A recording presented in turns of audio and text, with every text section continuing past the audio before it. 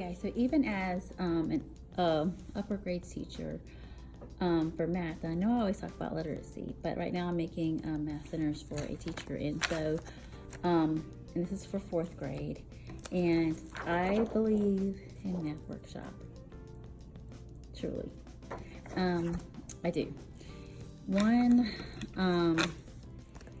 like when you have kids, especially in the older grades, you have kids for such a long period of time. Like sitting and getting it is not going to work for them, right? So I loved Math Workshop. One, you can do spiraling in math and have them, practice in one station, like math facts or things that you've gone over, let's say order of operations or whatever they're practicing in that station. One station is like, I did math at the computer because we have 1-to-1 for 3, 4, 5. So math at the computer is one station. The next one is at your seat math.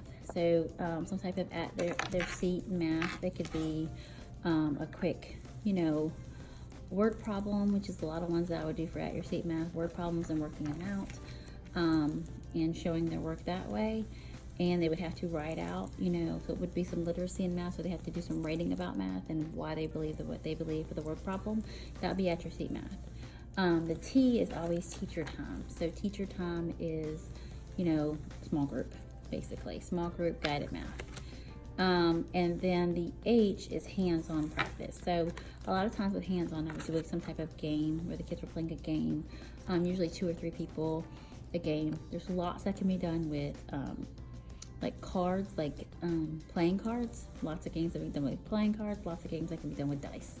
So one thing I would say for teachers out there, definitely get dice, definitely get some playing cards, because you can do a lot with playing cards and dice in math. And also manipulatives like these.